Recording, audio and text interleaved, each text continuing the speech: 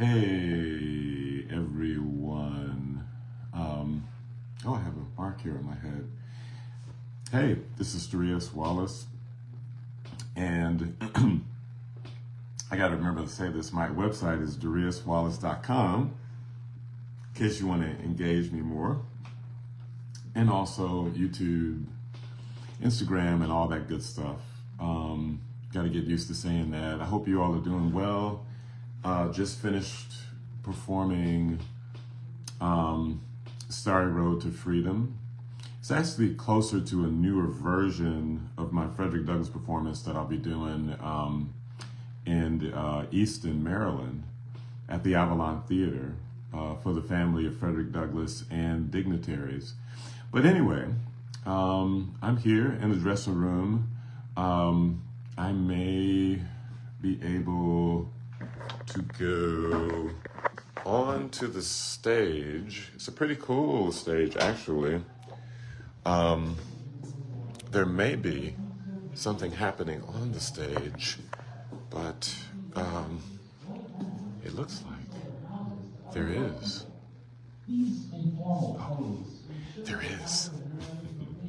Because I'm not on stage anymore. But anyway, it's a pretty cool set, so I don't know if you all will have a chance to see it, but I'm also going to be doing a workshop a little later, so I'm kind of on a break and just here in the dressing room, chilling out, being with you guys, having coffee.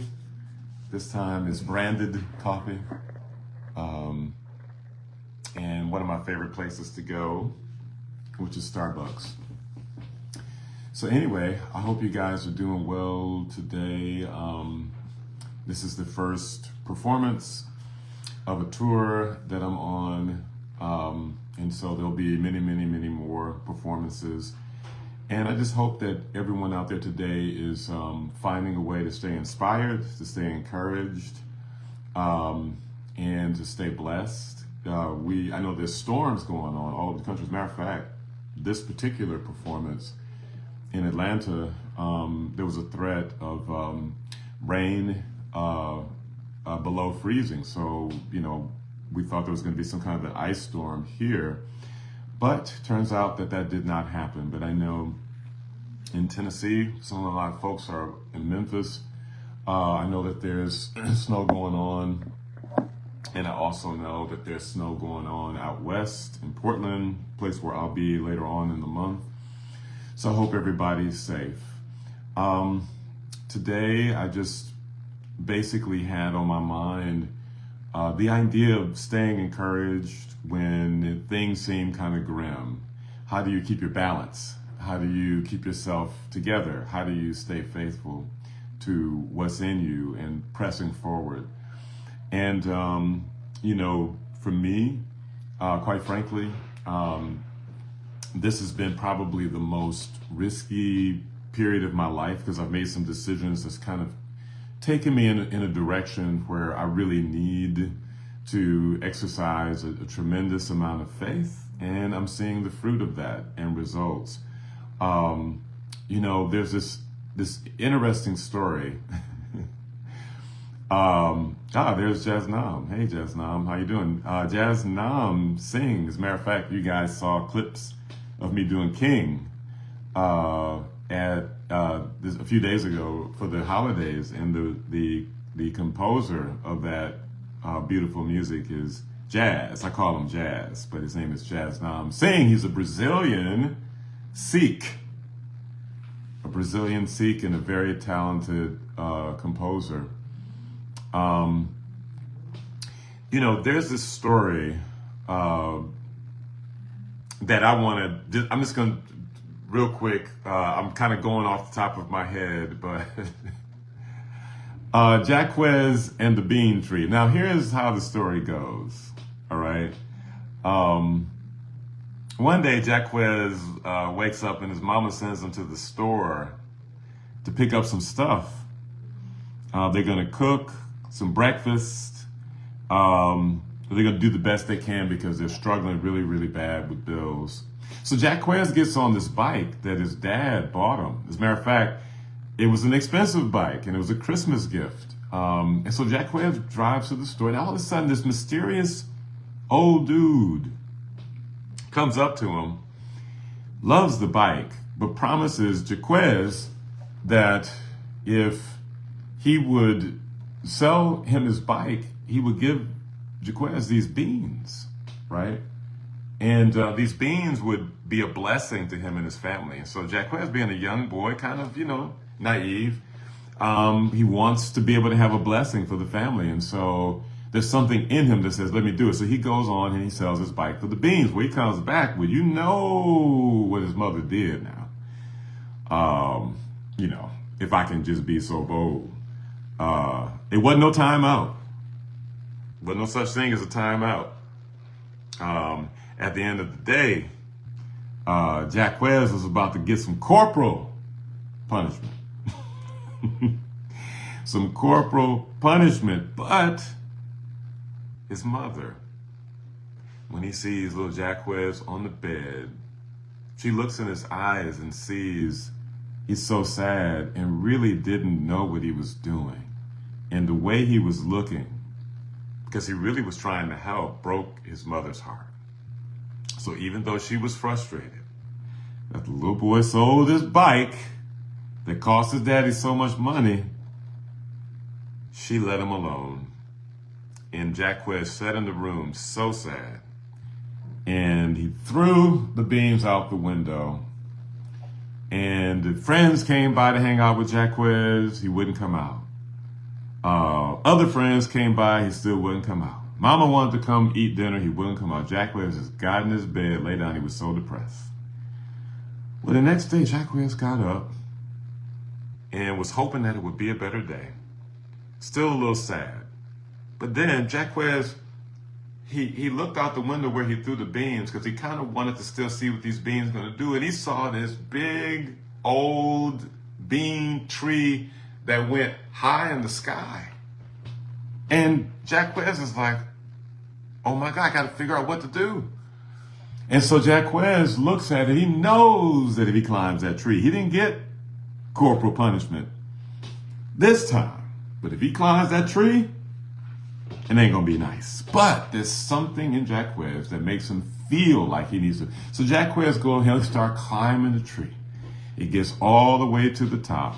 And there's this huge crib, like the hugest crib in the world.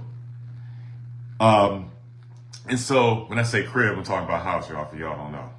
Anyway, he sees it and he hears this guy almost rapping, fee, fi, fo, fum. I hear the blood of a Binghamton man. Be he alive or be he dead, I'm going to use his bones to make my bread.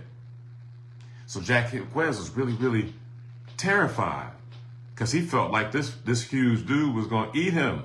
It's a big giant. But he was a mean giant, a bully, and his wife didn't like him.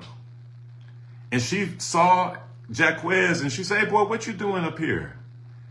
And he explained to her all the trouble that he was having, and he bought the beans and came up.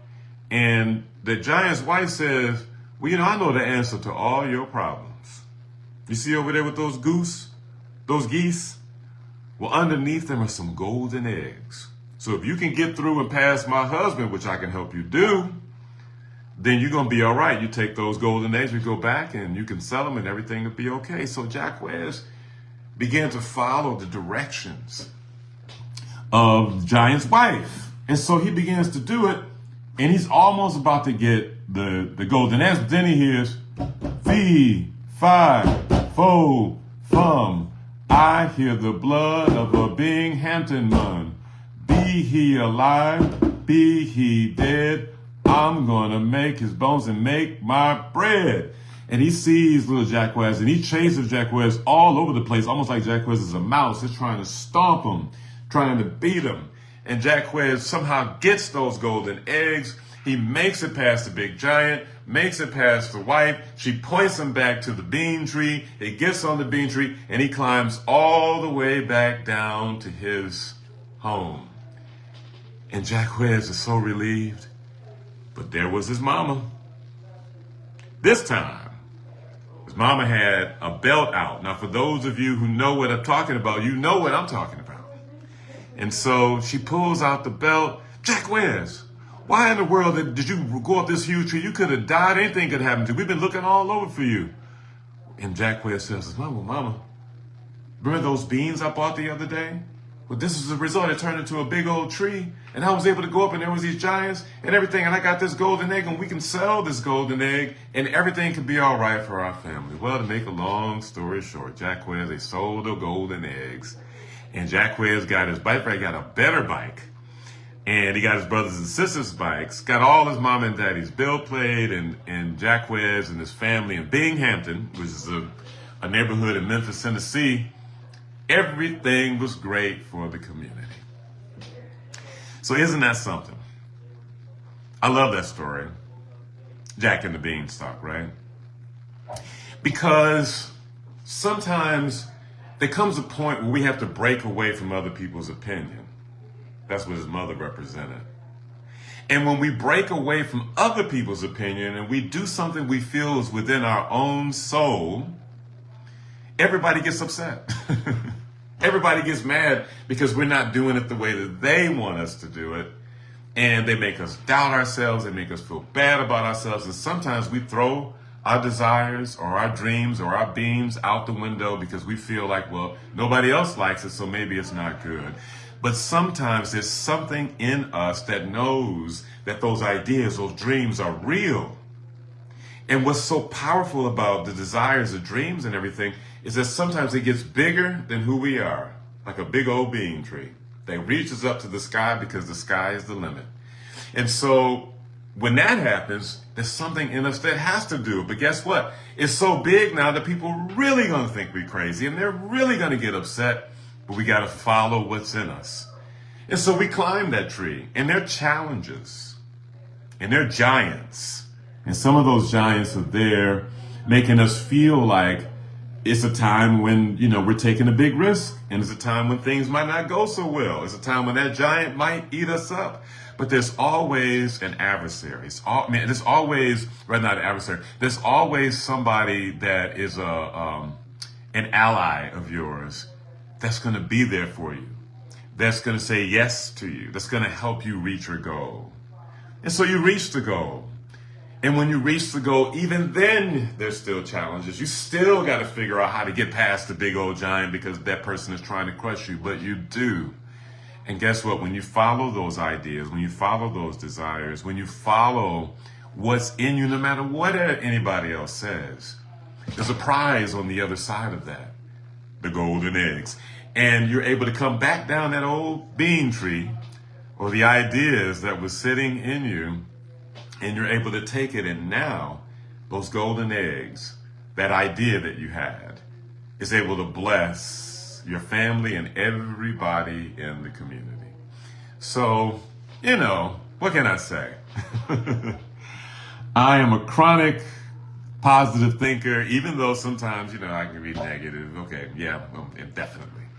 But I love the idea of inspiring and I love stories and so forth. So I hope maybe that this blessed you today during this period of time when I should be resting my voice. But, in between show and workshop. So I hope you have a blessed day.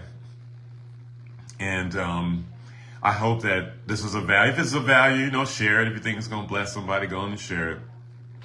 Again, my name is Darius Wallace, and you can check me out at DariusWallace.com. You can check me out on YouTube. Just put in my name, of course, Facebook, Instagram, all those different places. Yeah, I'm trying to just get out there, get over the technology anxiety and start to get into the game of just getting into this world of being online. And this is all a brand new world for me. And I have to admit, I'm having a blast. Y'all have a blessed day. Stay safe out there. If you're in Memphis, stay safe out there in any other parts of the country. especially where there's storming. Y'all stay safe, be blessed, and see you next time. See you, Jazz.